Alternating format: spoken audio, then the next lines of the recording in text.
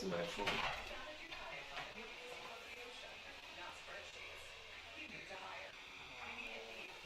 I'm here.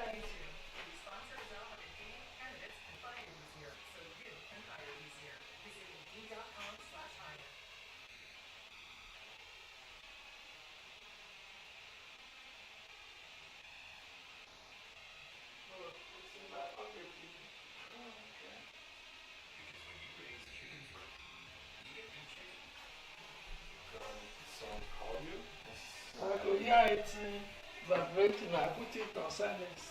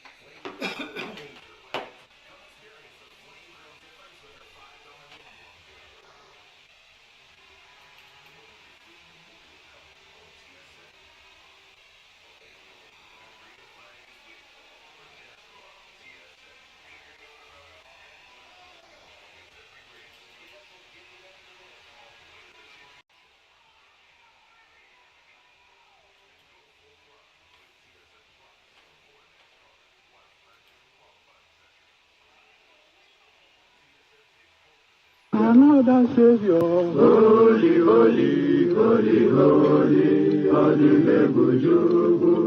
another Savior. Welcome to the Africa News Channel, your trusted home for bold Pan-African journalism and critical political insight. If you're just discovering us, don't forget to like, share, and subscribe to our channel so you never miss an update that truly matters. We also encourage all our viewers to join our Telegram channel. This is where we share exclusive updates, raw footage, and urgent news alerts in real time. Should anything happen to our presence on YouTube, our Telegram ensures we're always one click away. Also, please engage with us by dropping your respectful thoughts in the comment section. We value your voice. Disclaimer: this video is intended for educational and informational purposes only. All views expressed are based on publicly available reports, independent commentary, and journalistic interpretation. Are you feeling burnt out from a multi-channel approach with no results to show? You're not the only one. All those hours spent making calls, sending emails, and connecting on LinkedIn. It could feel like you're just checking boxes, not getting results. And you know what? You're right. Many businesses are trying this multi-channel approach, but they're going about it all wrong. They're focused on quantity, not quality. And it's hurting them. Think of it this way. Using lots of channels can be really powerful, but only if you do it right. Blasting out the same generic message everywhere is like being that annoying neighbor nobody likes. You're making noise, but you're...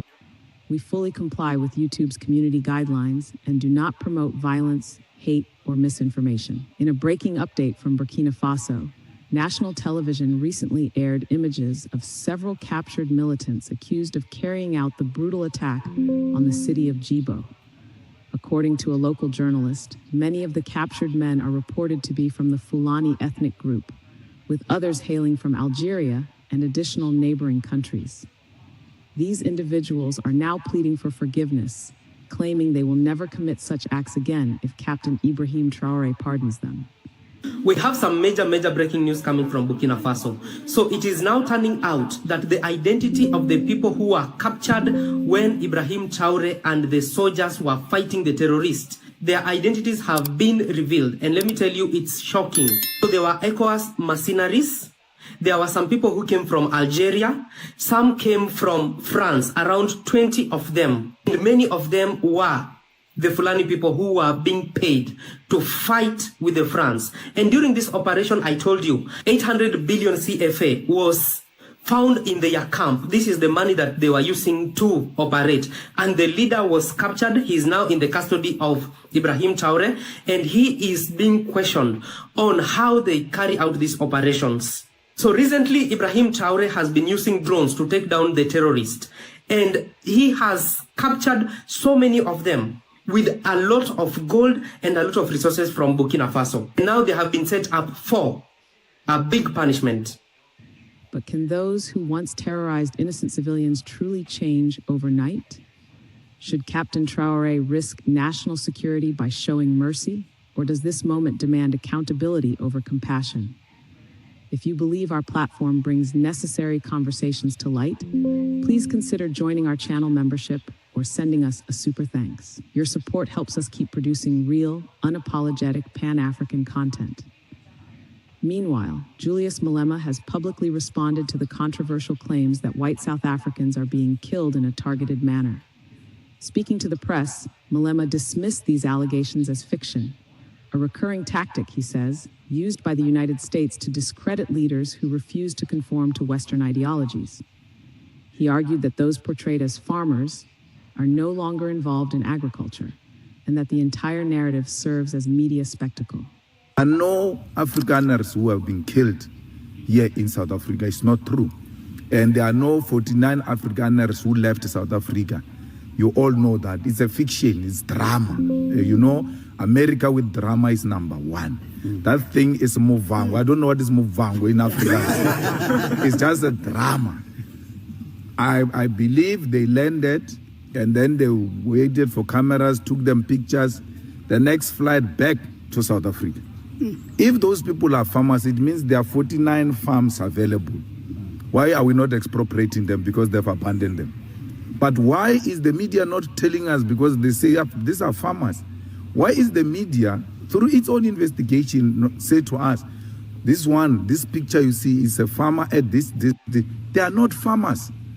There's no one who left farming here in South Africa. I suspect that those whites were these ones who were looking after cars at the parking lot.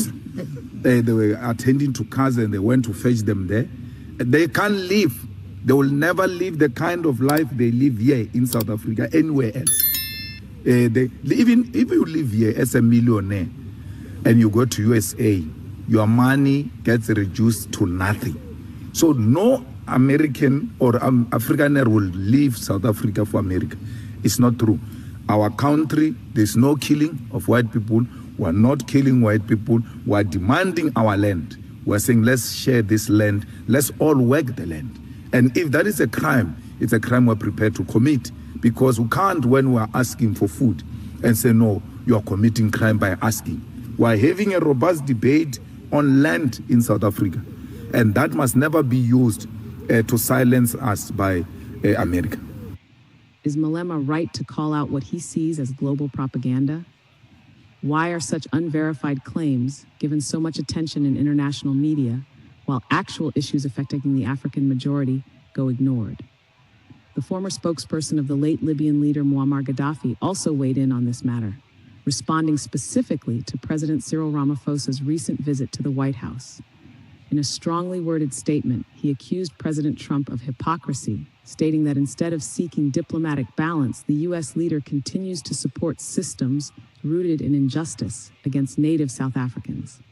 He emphasized that this diplomatic posture reveals the fear colonizers feel as Africans begin demanding what rightfully belongs to them.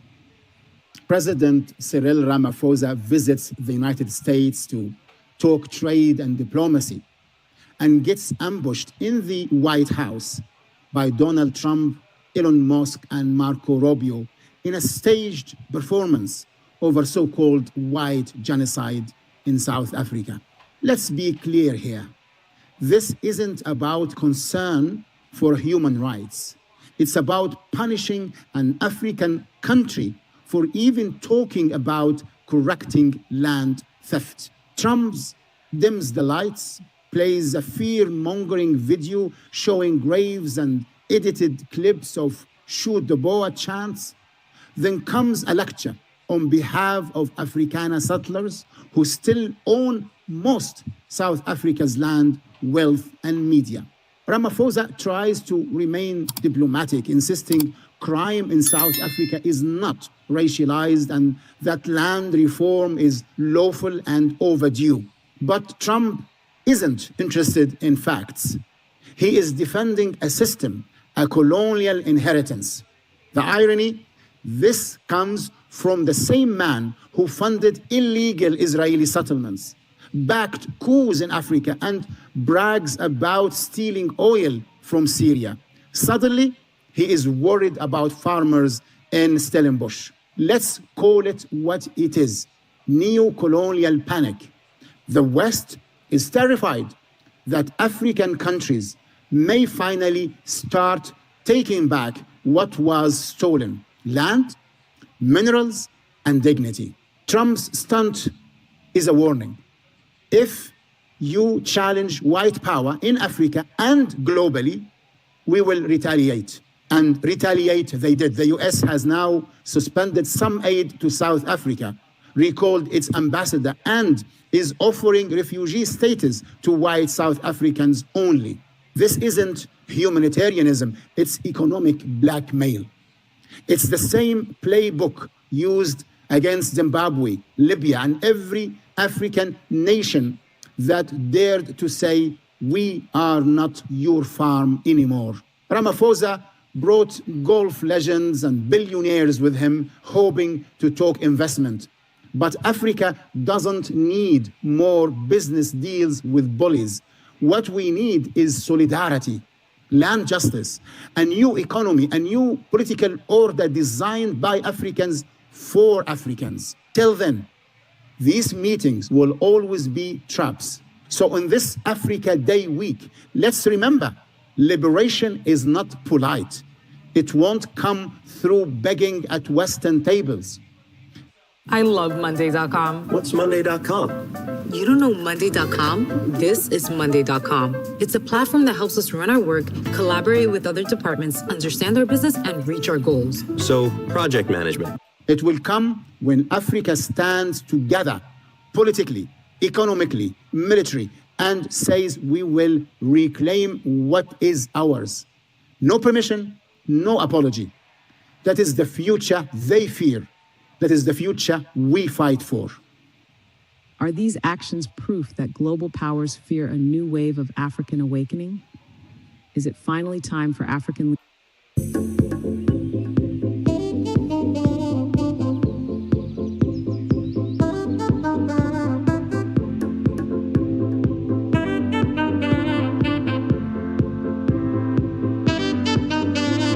What's up, people? It's your girl, Adiola. How many Africans still remember the story of Patrice Lumumba? In fact, I will not be surprised that some Africans have never heard about Patrice Lumumba.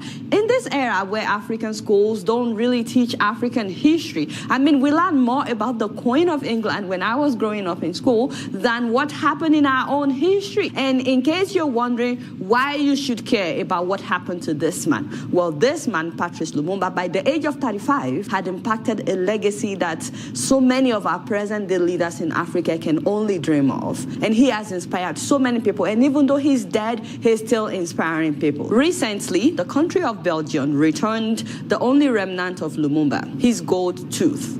And they tendered some apology, which to me is not enough. I'll tell you why. But for you to understand the gravity of what Belgium did in the Congo, we have to go back in time. Before Belgium explorers arrived in the Congo, about 4 million Congolese people had been shipped out as slaves across the Atlantic Ocean to Brazil, to the US, and of course to the Caribbean. But in 1885, King Leopold II took over the country of Congo as his own personal property. That is something that I still cannot wrap my mind around. How anybody can decide that this new country, because of its natural resources and its beauty, is henceforth my personal property. How? We really need to talk about the Berlin Conference someday, when Africa was literally divided among colonialists as if Africa belonged to them. But even before then, even before the Berlin Conference, the US had recognized Belgium as the owner of the Congo. The country of Congo, by the way, is 77 times bigger than the country of Belgium. But because he had soldiers and they had guns, King Leopold, for 23 years, he unleashed the most brutal enslavement in Africa. King Leopold II forced the people of Congo to extract their own natural resources for him to build Belgium. They were not seen as human beings, by the way, the people of Congo. In fact, animals were treated better than them. At least 10 million Congolese people were massacred in the 23 years that King Leopold II was in charge of Congo. Many of them were flogged to death. And we're talking about in the 1800s, 10 million people. The population of Belgium today is 11 million, just to put it in perspective. Now, this is different from the millions of Congolese people whom he cut off their hands and their genitals, whom he starved, whom he held their children as ransom.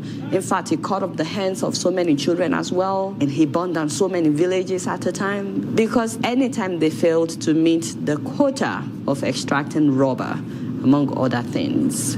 If you see how advanced some Western countries are today, make sure that you also know their history, because many countries were built by Africa's natural resources. Now, the situation in Congo was so bad that there was a public outcry all over the world.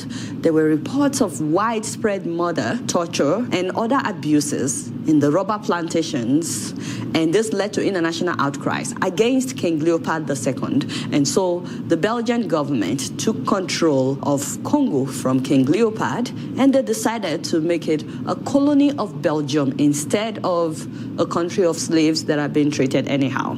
So in 1908, Congo became a colony of Belgium, which is also a sad joke, because you can't even compare the two countries population-wise, not to talk about how big, how vast Congo is compared to Belgium. Like I said, Congo is 77 times bigger than the country of Belgium. And as of that time, if the history statistics was anything to go by, the population of Belgium was about 2 million, and the population of Congo as of that time was more than 9 million, according to Statistica.com. And that is despite the fact that for 23 years before that, about 10 million Congolese people had been killed. But then, of course, Belgium had guns, and, they had the army. And though they were now a colony of Belgium, Belgium still treated them as less equal. Under Belgian rule, natives had virtually no political voice and had no rights to own land or travel around the country as they pleased. Although they could attend primary schools, the only other form of further education available to most natives was either in Catholic seminaries or the colonial army. Only in the year 1950, nearly half a century into the colonial era, were native Congolese permitted to attend the same secondary schools as the children of Belgian settlers. Just imagine, this is your country. People came to your country, and suddenly you are not human anymore. They were not even allowed to be educated beyond secondary school until about the 50s. While natives were encouraged to train as clerks, traders, miners, and mechanics, they could not become doctors, lawyers, or architects. In sharp contrast to British colonial policy, which generally relied on a level of joint enterprise between natives and the colonial administration, the Belgian approach was aimed at ensuring complete dependence on Belgian manpower and expertise. Hold on, before you pay for yet another app to manage your team, let me introduce you to Connect Team, the one platform that replaces all of these. I'm talking about live scheduling, time tracking, and digital forms that help. It was in the 50s, by the way, that we started knowing about Patrice Lumumba, who was part of the movement for independence in Congo. He was a poet, and many of his writings at that time had anti-imperialist themes, and so it caught the attention of the colonialists. He was also a journalist and a clerk at the post office. So as he became more and more popular with agitations for independence, the authorities wanted to keep him in his place. They wanted to teach him a lesson. So after a study tour in Belgium in 1956, he was accused of embezzling $2,500 from the post office where he worked. And so for that, he was jailed for 12 months. But instead of that keeping him down, that actually made him more determined and more committed to the cause of seeking for independence. He just totally kicked against anybody coming into his country and treating him like an animal. He was only 31 years old at that time, by the way. And then in 1958, when he was 33 years old, was when he founded his own party, the Movement National Congolese, MNC,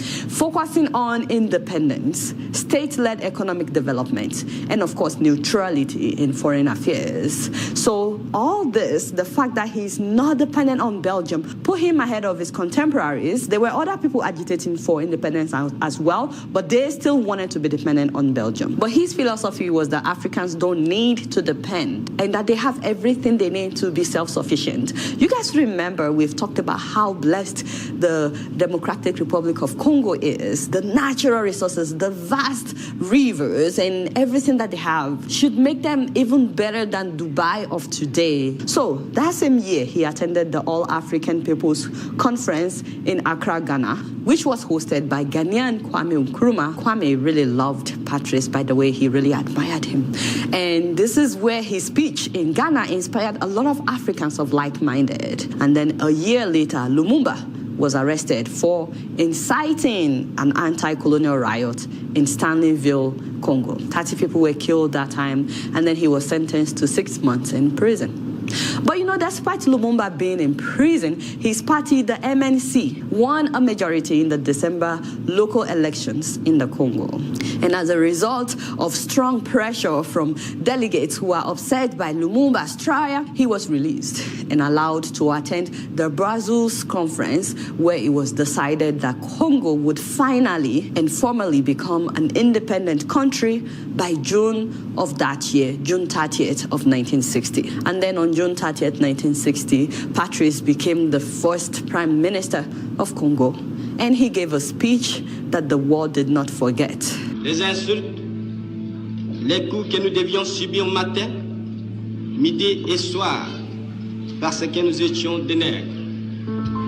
Qui oubliera qu'à un noir, on disait tu, non certes comme à un ami, mais parce que les voix honorables étaient réservées aux seuls blancs. This man, at the age of 35, spoke without apology about how his people had been treated by Belgium. Nous avons connu que nos terres furent spoliées au nom des textes prétendument légaux qui ne faisaient que reconnaître les droits du plus fort. Nous avons connu que la loi n'était jamais la même, selon qu'il s'agissait d'un blanc ou d'un noir, accommodante pour les uns, cruelle et inhumaine pour les autres. We'll definitely put the link to the full speech in the description below so you guys can watch it, but it was packed. That speech did not sit well with Belgium. Keep in mind, by the way, that his speech that day was in response to the speech given by King Baldwin. While he was granting them independence, he went on into praising King Leopold II, saying that he didn't come as a conqueror, but he came to civilize them. L'indépendance du Congo constitue l'aboutissement de l'œuvre conçue par le génie du roi Léopold II, entreprise par lui avec un courage tenace et continuée avec persévérance par la Belgique. Il demande surtout de ne rien changer, si on n'est pas sûr de faire mieux.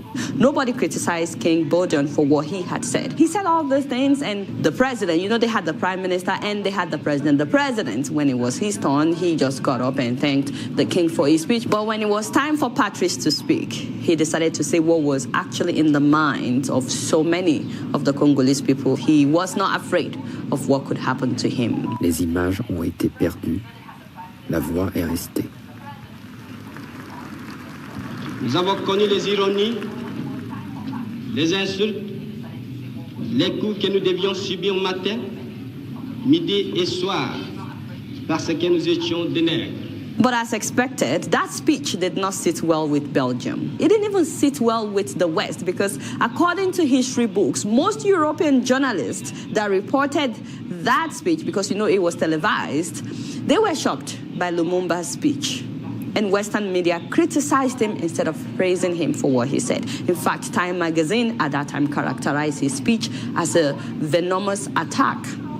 Many people feared that his speech was a call to arms, was going to incite Africans to start attacking them. One thing that Belgium and the US realized that day was that they would not be able to control Patrice Lumumba, and that he would not willingly give his country's natural resources to them. Now, when you have time, guys, try to read this article titled "The DRC and America's Nuclear Weapons," because throughout the 1940s and the 1950s, the Congo was actually #1 supplier of uranium to the US. In fact, 80% of the uranium that America used to build the nuclear bombs that were launched against Japan during the World War II in 1945, which made the US win, originated from the mines of Congo. So you can see how not just Belgium but the US also needed access to the resources of the Democratic Republic of Congo. So Patrice became a stumbling block for them, which is why till today there are several debates about whether or not the US, the CIA, is involved in the killing of Patrice Lumumba or not. 2 months later, with the CIA, with White House approval, decreeing that he should be assassinated. Giving independence to an African colony was okay for them as long as it didn't disturb existing business arrangements, as long as the European country could continue to own the mines, the factories, the plantation. Also, political science professor Stephen Weissman, who served on the staff of the House of Representatives Subcommittee on Africa from 1979 to 1991, had this to say.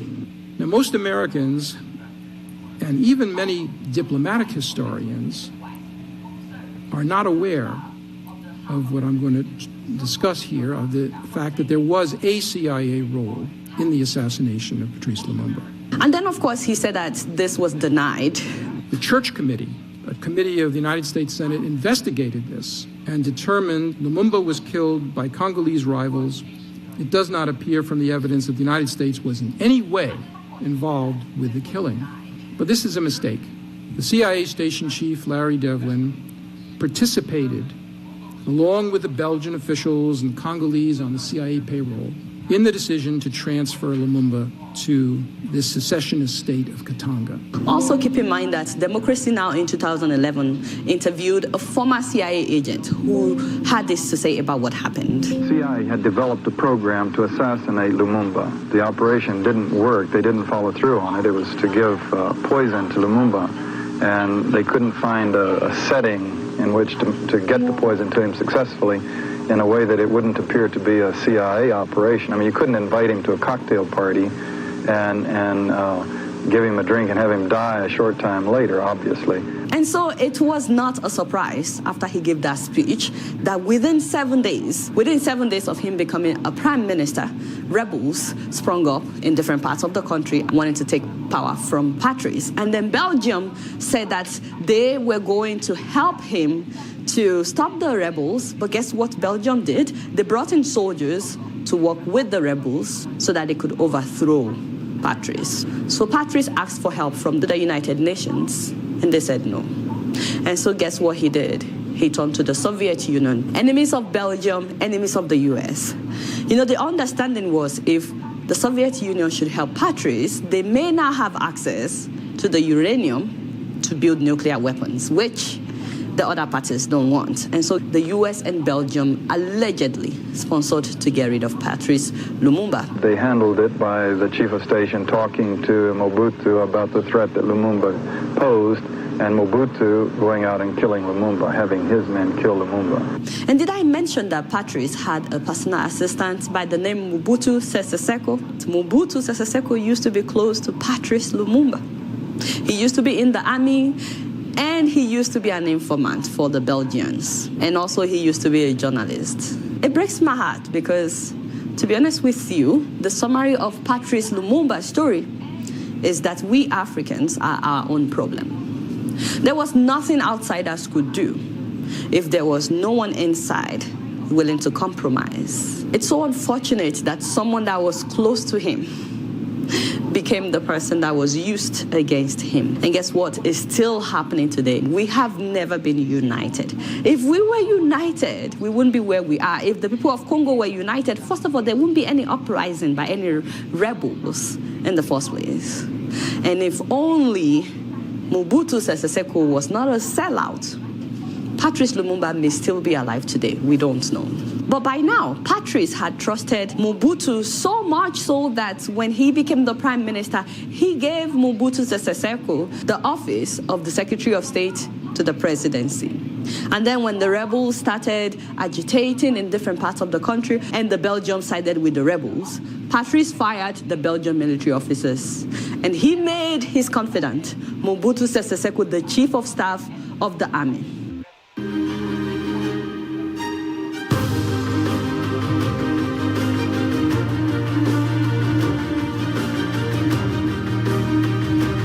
By aligning himself to American and Belgian interests, Mobutu realized that he could use their military might to consolidate power for himself and create a perfectly symbiotic relationship between him and two of the world's most powerful countries.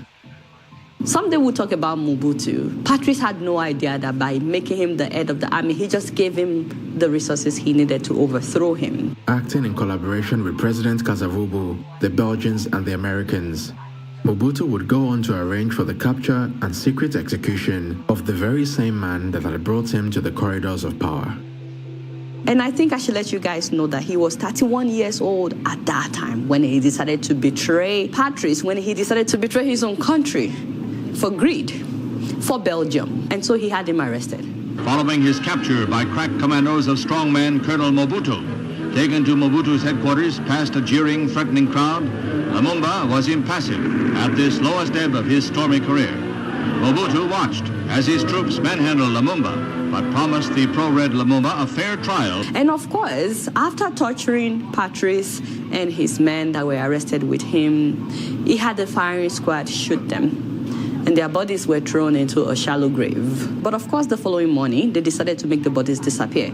And they wanted to prevent a burial site from being created so that people would not be going there. And so Belgian officer Gerard Souete and his team dug up and dismembered their bodies and dissolved their bodies in sulfuric acid while their bones were grounded and scattered. The only thing that remained of Patrice Lumumba was his gold tooth. And that officer took it to Belgium, where it has been for the last 61 years. On the 21st of January, they dismembered the corpses and dissolved them in sulfuric acid, secretly saving 2 teeth from Lumumba's body as a trophy. And that's what was now returned. So Patrice could finally get a befitting burial in his own country. And that's why I said, personally, I don't think that it's enough to say we're sorry. I mean, with all that they did, Congo has not recovered from what the Belgians did. And Mobutu went on to be one of the worst dictators in Africa for 3 decades. And even now, Congo has not gotten on its feet. You know, I think that there should be some kind of repatriation for the damage done in Congo, for taking democracy from them. Although I will not suggest giving money or anything to African leaders as repatriation, because it would not get to the people. They would, steal it, embezzle it. Let me know what you guys think to compensate the people of Congo for killing their hope. So the funny thing is, Belgium has expressed regrets, but the US has not said anything or even acknowledged its role, whether or not it was involved in the killing of Patrice Lumumba. Let me know what you guys think about that. But more importantly, if you notice, I kept stressing his age and Mobutu's age when they both made history. And it's because I want to encourage us, young people of Africa today, that we've become complacent. We need to wake up. We don't even know the power that we have. A lot of people that made impact in their time, they were young. We are leaving all the decision-making about our continent in the hands of older men, many of whom do not care about our countries. Many of our presidents today in Africa still enjoy being puppets in the hands of France, for example. We have 20-something-year-olds, 30-something-year-olds that are medical doctors, engineers, inventors, doing amazing things. That's your prime age, 40s, 50s. When would we step into steering the affairs of our countries as well in our prime age? If Patrice could touch the world at 35, if Thomas Sankara was only 37 when he was killed, I made a video about his life, his exploits. and the things that he did in the short time that he was head of state. We'll put that link in the description below. But if they could do all that, what are we doing with our time? Because someday we'll also become history, and people will talk about what we did or what we did not do. May the soul of Patrice rest in peace. He was indeed a father of democracy in Africa. You guys now don't know much. Guess what? I'm just keeping it real. If you've enjoyed this video, by the way, please click the thumbs up button and please share it. Just copy the link, share it on your social media platforms. And if you're yet to subscribe to this channel, what is it that you want us to do for you? You want us to beg you? All right, here is your beg right there. We just begged you. Please click the subscribe button. It is free and it's just for you to know whenever we upload a new video. All right, y'all, it's been real and I'm keeping it right up in here. Don't forget to follow me on Facebook, Twitter, and Instagram. And if you're yet to subscribe to my channel, I'm watching you on Plasma TV. Press the subscribe button and the bell button. Until next time, I'm gonna see you all later. Peace out.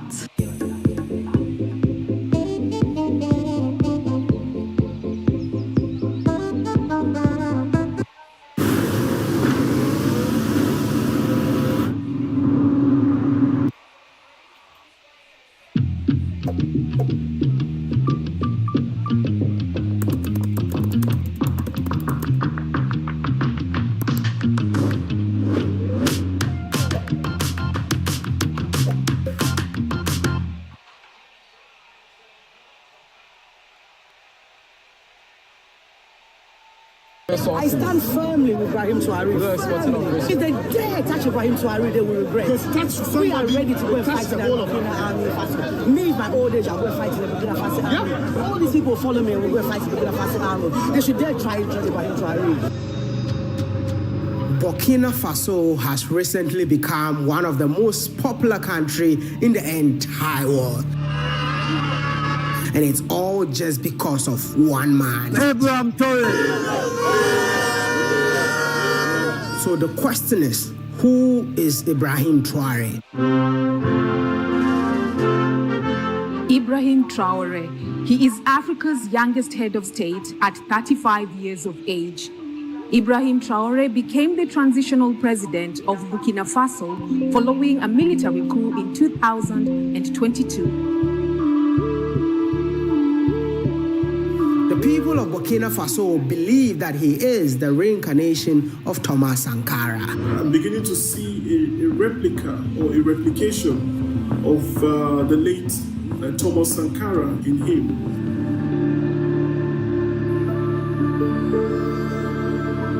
What do you think of your president? Let's say I'm from the generation who got the chance to know Thomas Sankara. Oh. And I think I'm one of the luckiest generation. I am from the luckiest generation who is living life a second reincarnation of Sankara. Oh man, we love him. We love him so much.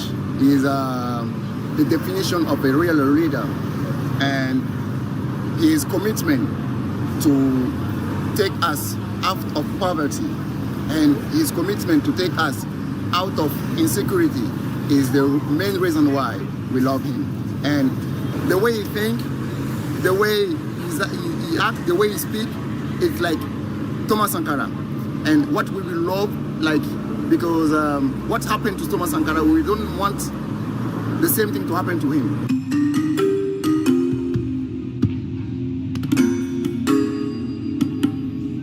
Since the day I was born, I've never seen an African leader that is loved in his country and out of his country to the extent that the entire world is talking about him. Ibrahim Traore is not going to be like Gaddafi, Amanda. We are going to stand in solidarity with Ibrahim Traore, Amanda.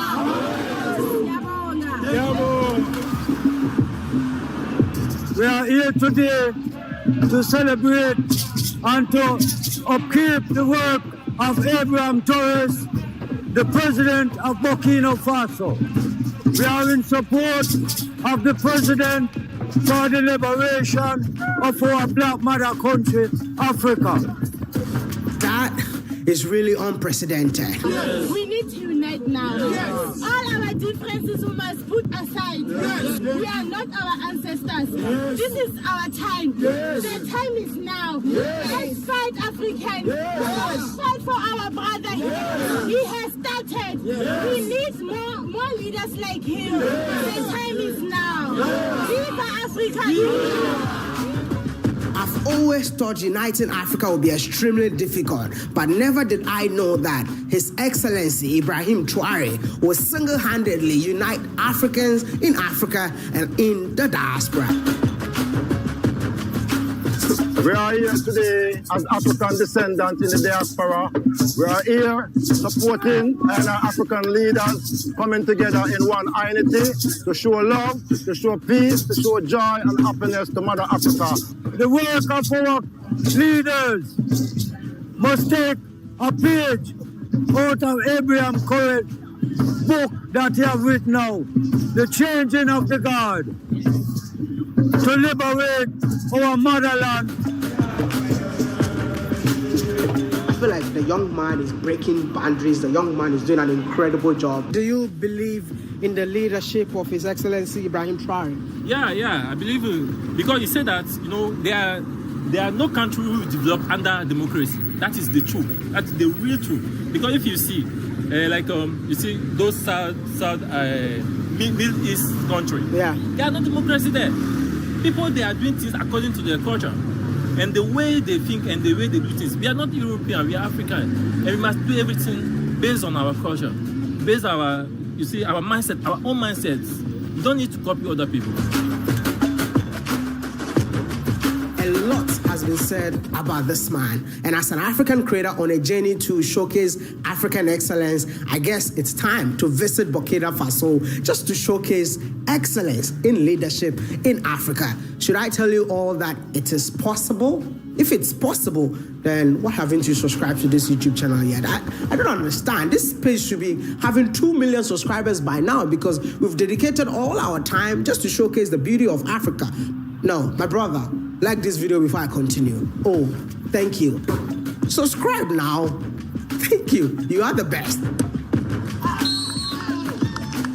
Finalement, viens avec moi en route de Burkina Faso.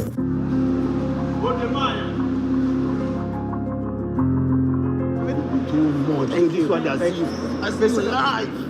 I see you live. Thank you. Thank you. Too much. Thank you. I just love that. She just got to know me recently, and she see me right at the airport. And I'm happy. Oh, wow. Oh, wow. These are you. I have 12 emails, 30 messages, and a proposal due by 10. How am I already underwater? I'm in the same boat. I'm in an actual boat. I thought Grammarly just fixed grammar. They make boats now? It's more of a metaphorical boat. Because I've been using Grammarly's AI for years to keep me high and dry. Try it. Grammarly can look through your writing to make it easier to understand. See? Shorter. Whoa. Clearer. Cool. And better. Now people will get what you're trying to say, and you won't be flooded with confused emails. Can you do mine? No problem. Your writing's good, but your word choices could be better. Wow. Now your writing is as confident as you are. If that's even possible. New email. Oh, well, what about our proposal? Let me take a look. Woof. You'll be in deep water if you show this to the CEO. Grammarly can point out what's missing. Right there. The CEO will want to see a deadline. And here you should connect the projections back to company strategy. Yeah, how could I do that? Mia, can you do a deep dive? On it. 10% higher revenue by next year. I'm sending it in.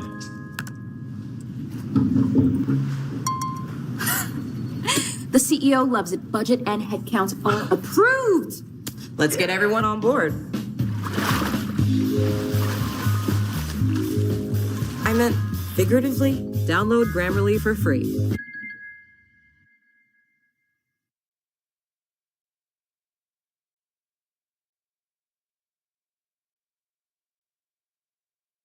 What's the fastest way to move deals forward? Monday CRM. It all started with the quickest onboarding I've seen. Everyone on our team instantly worked way faster.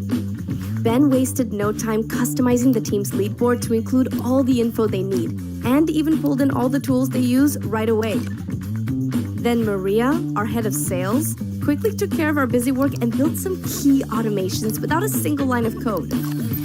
Marcus used the email composition AI tool and sent a mass email to 500 leads in a matter of minutes, and also set up a sequence that automates all of the follow-up. So when we get an opportunity, the email and activity AI summaries come in handy, adding key info and next steps. To top it all off, Jalen, our director, loves that she can keep up with everything no matter where she is. Thanks to customizable dashboards, she's just one click away from all the data she needs. The whole deal process is way more efficient and deals are closing faster. And that's a must when you're moving this fast. Monday CRM. Move deals faster.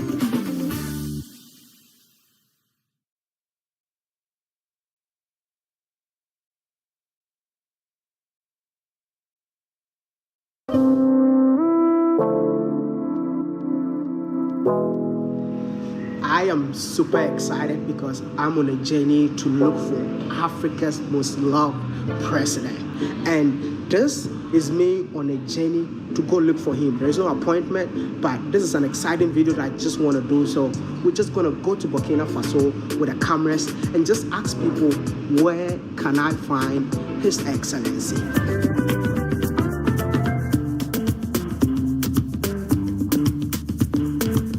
Yo, I never booked a business class ticket. I booked an economy, but they were like, hey, that's what I'm on the flight. Let's upgrade the seat. So here I am. Let me enjoy. As soon as you sit in this plane, you experience the excellence in leadership in Burkina Faso. Because can you believe? In one unity, to show love, to show peace, to show joy and happiness to Mother Africa. The work of our leaders must take a page out of Abraham Corrett's book that he have written now, The Changing of the Guard, to liberate our motherland.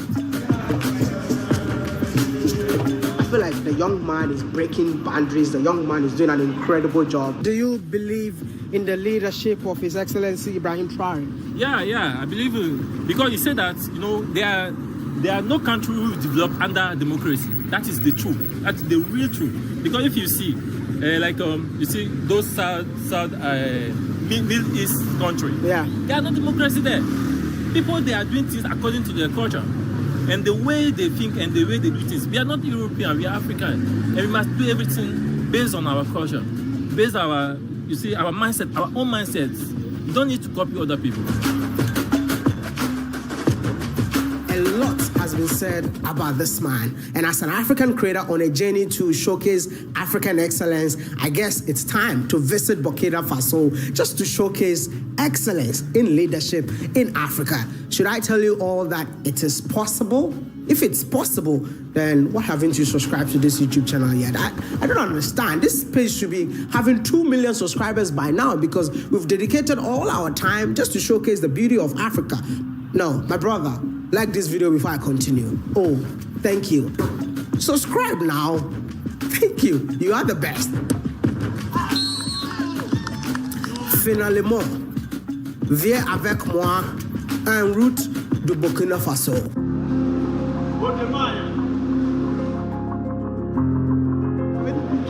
Thank you. I see you live. I see you live. Thank you. Too much. Thank you. I just love that. She just got to know me recently and she see me right at the airport. And I'm happy. Oh, wow. Oh, wow. These are you.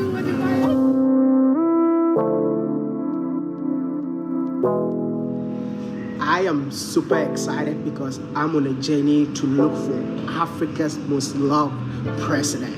And This is me on a journey to go look for him. There is no appointment, but this is an exciting video that I just want to do. So we're just going to go to Burkina Faso with the cameras and just ask people, where can I find His Excellency?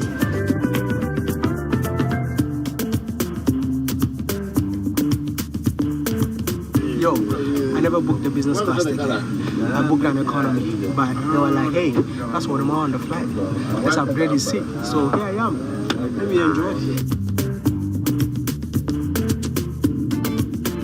As soon as you sit in this plane, you experience the excellence in leadership in Burkina Faso. Because can you believe it?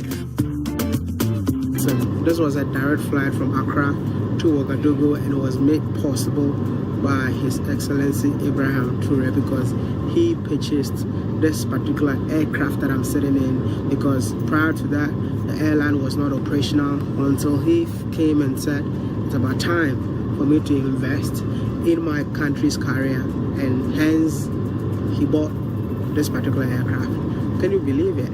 I hope you guys have liked this video, because this is my first time here and I'm super excited, just like you, super excited that I am here. So we're gonna have a great time together, but once again, the goal is to look for His Excellency. So we're just gonna go with the flow. Nothing is planned, so stay tuned in. This is why we say, like, anytime you're going to Burkina Faso, make sure you use Air Burkina, man. That's a serious endorsement right there.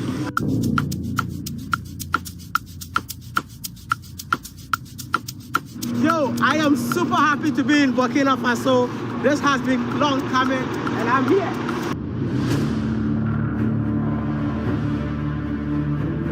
Good morning from Ouaga, as the people of this beautiful country calls the capital city, Ouagadougou.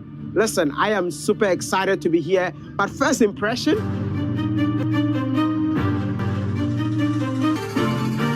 Burkina is currently under construction, and if you come back here in 5 years' time, you're definitely going to see a different thing altogether, because as it stands right now, more factories are being built, more roads are being constructed, and every corner of this beautiful city, which is the largest capital city, Ouagadougou, you see cameras installed everywhere.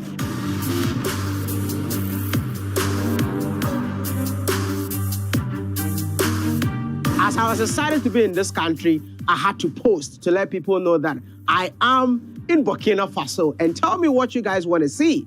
And out of over 1,200 comments, 1,000 people are saying, please.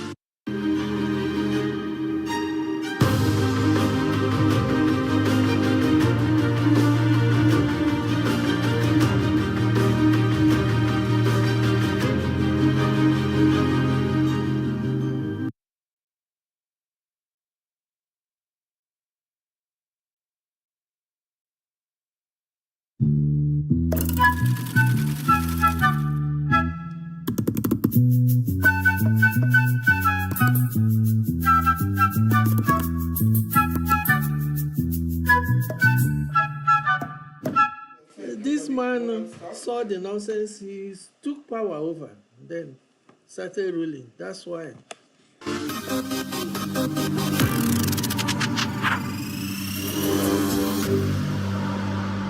You know what? Your wish has always been my command. So you know what I'm gonna do? I have no contact of him. I'm just gonna be in here for 10 days in search of Africa's most loved president. I'm gonna go in the street just to find out some of the project that he's doing. I believe that we are all gonna go with the flow.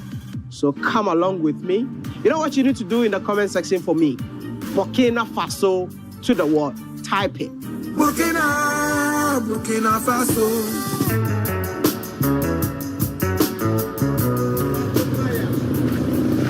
Hi. You know, I'm one of your big fan. Big fan? Big fan, big fan. I have been following you since, I don't know, depuis 2018. 2018, when you were in China. Oh, wow. That time. That time? Are you from Burkina Faso? Yeah, I'm from here. Wow. I'm from here and I'm working here. Right here? Yeah, over here. What do you love about Burkina Faso? I love our president. Your president? because our president is changing the narrative of everything in this country. Really? Yeah. Are you trying to say that the country was not like this before he came into power? Of course. I think it is the first president to come to give our dignity that we deserve. Yeah. I'm telling you. That is so beautiful, man. I'm telling you. So the most person I love too much in this country is my president. And we are very proud of him. Which means that whatever we see online is so true. People are saying that, in Burkina, inside Burkina, you guys don't like your president. No, it's not true. It's not true. That is that you see people sleeping on the street because of the president. What do you mean? People sleep on the street because of the president? The Waiya people. There are people who gather every night to the Carrefour roundabout. Yeah. If there is something, they will call the people to come out. This is insane, man. I am so exhausted. You know what? It's day one in Burkina Faso in search of His Excellency, and our car broke down right in the middle of nowhere. I feel like I'm stranded. Let me try and look for a car, bro. Or maybe I have to jump on a bike to go home. I'm stuck in the middle of the road.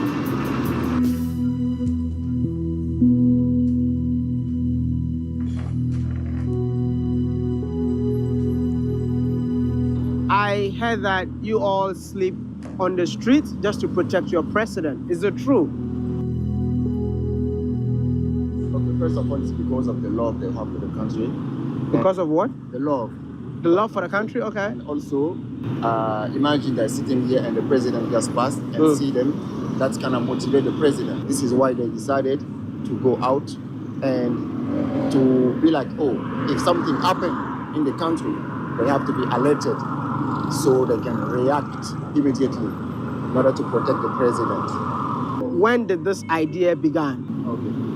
So he said when Ibrahim Traore became president, they knew that the country has enemies.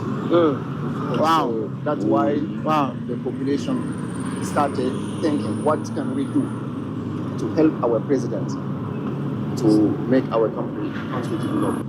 Are they military men? No. You're civilian? Civil, yeah. So does it mean that each and everyone in here is not being paid? Yeah, they're not. For the love of your country? For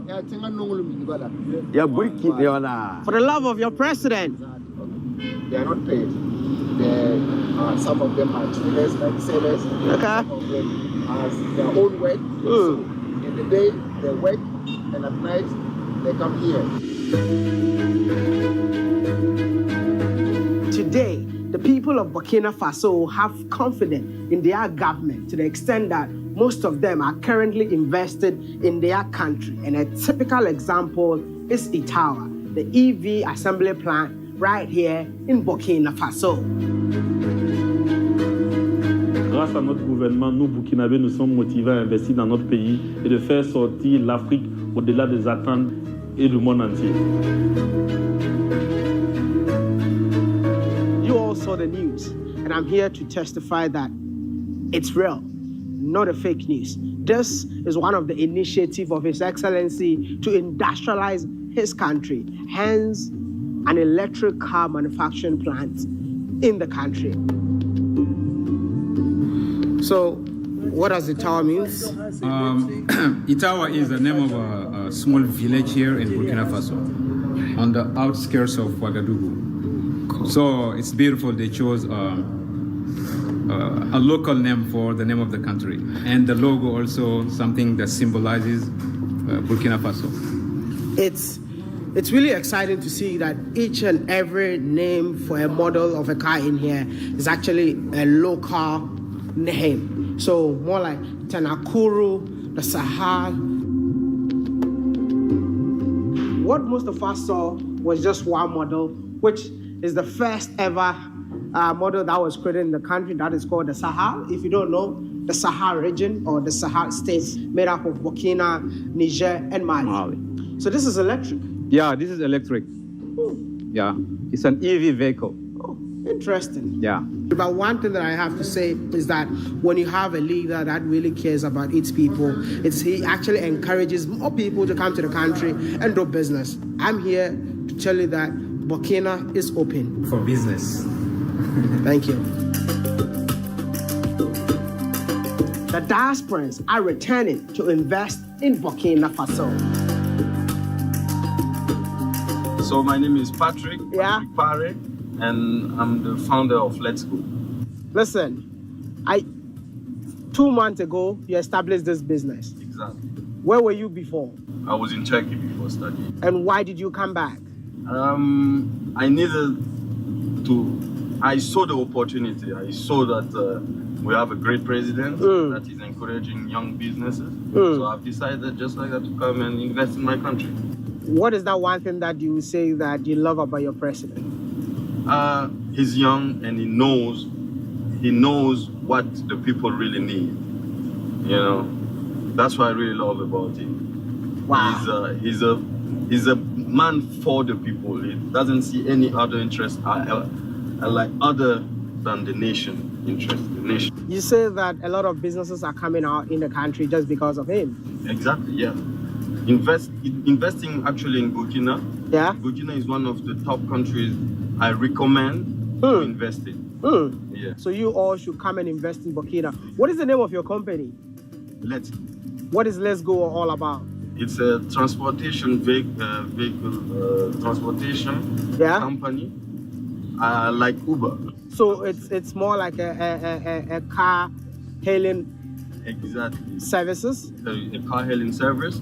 So except that it's only with electric cars. That's even insane, you know, knowing that you live in a country with. Turn your love of matcha muffins into money. Start selling your digital creations on Shopify. I dare you to let me build you a completely free e-commerce store preloaded with 20 handpicked products that are trending all over the world, basically validated by AI from a trending product database from one of the top vendors on the planet. And the reason that we can do this completely free for you is because, well, Shopify is paying me to do it. You've probably seen me before because for the last year, Shopify has loved the AI-paired software that we built so much that they've been paying me to build people just like you, complete beginners, a completely free store. Now, again, it's free for you, right? Shopify is paying me a commission to do it. And if you don't keep your store for more than 90 days, I don't even get paid. But your store is still free, right? And after 90 days, it's still your store.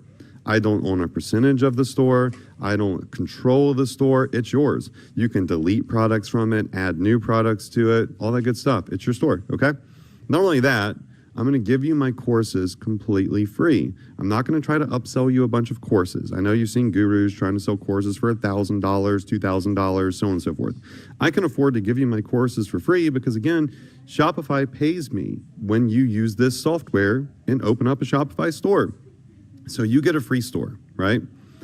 I get a commission from Shopify, and Shopify gets a new merchant to their platform that's being trained by me. It's a win-win-win situation. All you have to do is click here right now. I dare you to do it. I dare you to see if it's free. You're going to go to the next page. You're going to create a free account. You're going to get a free account to our AI software that's going to build you a store in the next 20 minutes is ready to start taking orders. The sales pages are going to be done. The product descriptions are going to be done. The products are going to be uploaded to the store for you, ready to go, ready to start taking orders. The custom theme is going to be uploaded with banners for you. It's going to be ready to go. It's weeks of work and thousands of dollars worth of design done for you, all by AI, completely free. The only thing that you have to do is create your own Shopify account. And again, the reason I'm able to do this for free is because Shopify is paying me. I'm awarded as the most innovative commerce coach in the world by Shopify. Shopify follows me. They like a lot of my ads. And this is something that Shopify is 100% aware of and loves. That's why they're paying me to do it. So you can go pay somebody for a bunch of courses. You can go pay somebody to build you a store. Or you can just click here and let our AI software build it for you for free. And you'll have an epic, professional, optimized store ready to go in the next 20 minutes. The choice is yours. But if you want to get started right now, by the person that's awarded as most innovative commerce coach in the world, that's going to give you courses for free, build your store for free, then you got to click here right now. Again, I dare you to do it. I dare you to see it's free. Not a dime's coming out of your pocket for my services. Shopify's paying me to give them to you. Let's go.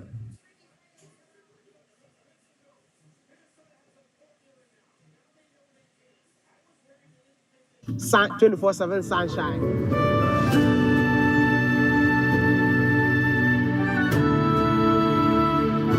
How is Burkina, bro? Burkina is an amazing country. Yeah? For real, it's an amazing country. I was here now for 8 years, I think. 8 years? Yeah. I'm going back most of the time. So if you've been here for 8 good years, what are the changes that you've seen in the country for the past 2 years? Plenty change, plenty. Because right now, there are no those, what do you call it? Now it is like you are in a kind of a revolution. Okay. And I think most African countries need that kind of thing. Really. Because my opinion, for real, I think every leader must find like a path for his own people. Wow. It's very important. Wow. Okay, you see, like our president right now, Ibrahim Traore, he's doing a great job. And the population also understand. And it's like a communion, and that work. If there's something we think that I must tell my people, you come out and just communicate. Ce que moi j'apprécie, c'est qu'il prend les décisions sans avoir peur. De ce côté, moi je suis d'accord avec lui. Et puis il consulte le peuple aussi. Il ne peut pas prendre la décision sans consulter le peuple.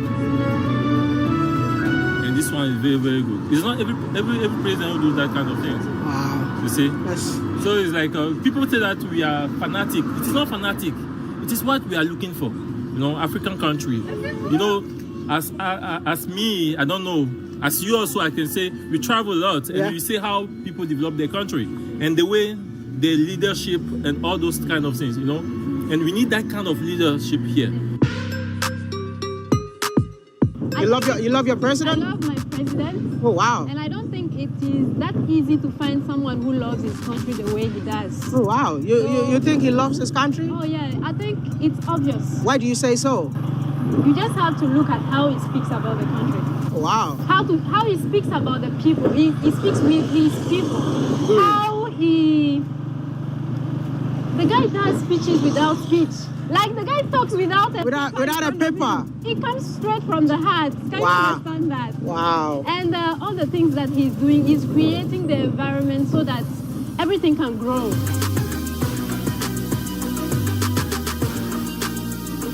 I really thought this would be easy, but it's becoming more like a challenge. But if you know me very well, you know that I'm that guy who never gives up. So today is day 3 in Burkina Faso.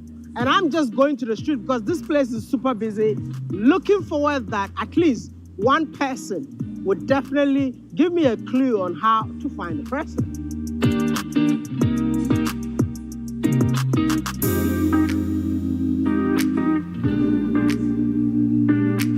Bonjour, ça va? Un minute. Tu le connais? Oui, Capitano. Capitano? Oh, tu l'aimes? Oui, beaucoup. Beaucoup. Ah. Je voulais être sa femme, moi, Ouh. Tu l'aimes? Ouais. My goodness, my French is hard, man. Très bien, s'il te plaît. Tu l'aimes? Ouais. Wow. Okay, merci beaucoup. Oh, wow. Okay. Oh, c'est un bon président. Oh, wow. On ne peut pas la saluer. Wow. Oui. Ce qu'il a fait au Burkina Faso, on est content. Merci beaucoup. Que Dieu la donne vie. Oui. Que Dieu la donne vie.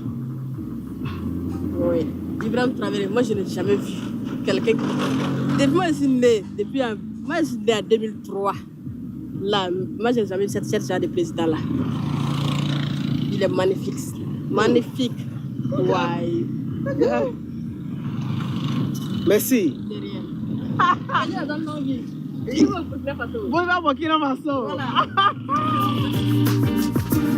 Like every corner that you pass in this country, you see His Excellency's picture.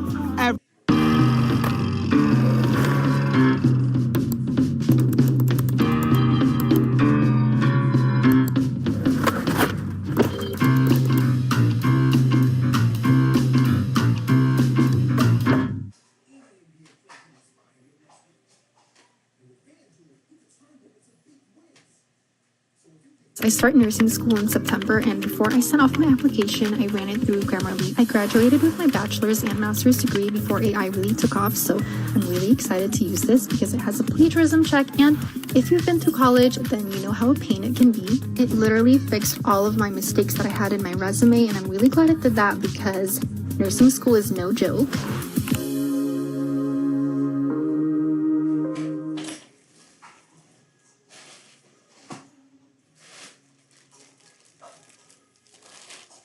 Everywhere, and this was not placed by him, but it's done by the people, which shows how much the people of this country adores him. Tu le connais? Huh? Oh wow! How do you guys call him here? Ibe. Ibe. Oh. This man is the strong man of Burkina. Strong man of Burkina? Yes, strong man. Oh, wow. Biggest man of this country. Is this one? Yeah. You know where I can find him? No, you cannot find this man. I cannot find him. I'm very strong for that. It's impossible. Very impossible. Very impossible. But I want to see him. You must die if you want to. You can die if you want to see this man. I can die if I want to see him. To see him. Yeah, I want to see him. I'm looking for him. You don't know anyone who knows him? That may be a big problem for you. Very big problem. For me? For you. I will try. Yeah. Bro, they are telling me that it's going to be a very big problem for me, but like I said, I'm not going to give up. So I'm just going to try all I can in order to find him. What a beautiful day out here in Burkina Faso. I'm literally living my best life in this beautiful country, and I'm so glad that you all came along with me just to come see the new visionary leader of this awesome country. But guess what? I am here to confirm all the news that you've been seeing in the media. Listen, it's not just about you, even me. I just want to make sure if it's true or not. So I read on the internet that when His Excellency became the president of this country, there was nothing like a tomato processing plant. But when I came to Ouagadougou, I searched the entire Ouagadougou looking for this tomato plant. But guess what? I was told that Burkina is not just Ouagadougou. His Excellency decided to empower every corner of this beautiful country. Hence, the tomato factory in the second capital of this beautiful country. So, you know what? We had to hire a car. It's going to take us 7 hours to get there. 7 hours to get there. But because of you and because of the truth, we just have to go.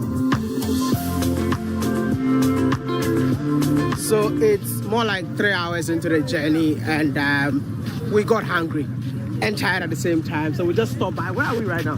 Boromo, man. Is it a city or a town? It's a city, man. It's a city? Yes. All right.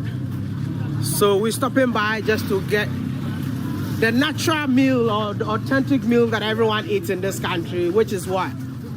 Is it sheep or beef? This is sheep, man. We're getting sheep.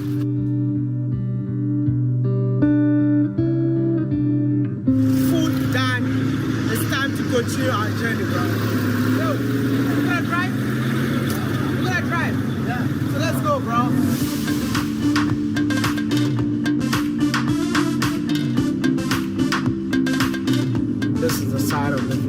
don't show you all, but I feel like as I'm documenting.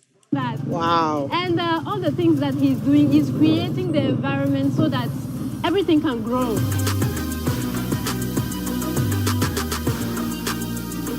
I really thought this would be easy, but it's becoming more like a challenge. But if you know me very well, you know that I'm that guy who never gives up. So today is day 3 in Burkina Faso, and I'm just going to the street because this place is super busy, looking forward that at least one person would definitely give me a clue on how to find the person.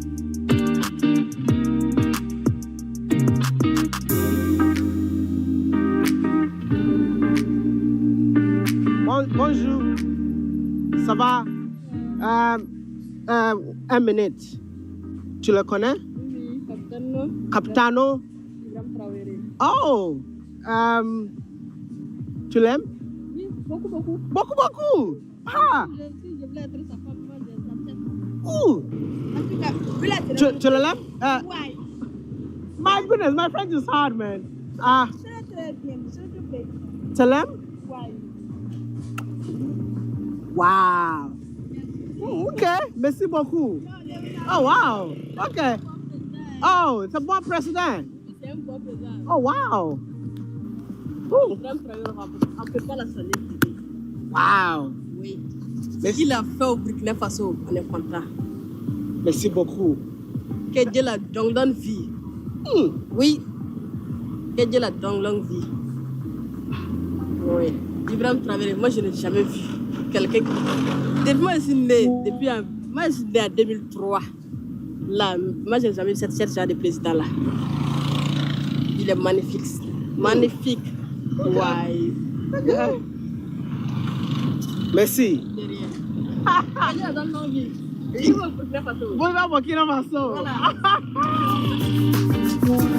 Like every corner that you pass in this country, you see His Excellency's picture everywhere. And this was not placed by him, but it's done by the people, which shows how much the people of this country adores him. Tu le connais? Huh? Oh, wow. How do you guys call him here? Ibe. Ibe. Ibe. Oh. This man is the strong man of Burkina. Strong man of Burkina? Yes, strong man. Oh, wow. Biggest man of this country. Is this one? Yeah. You know where I can find him? No, you cannot find this man. I cannot find him.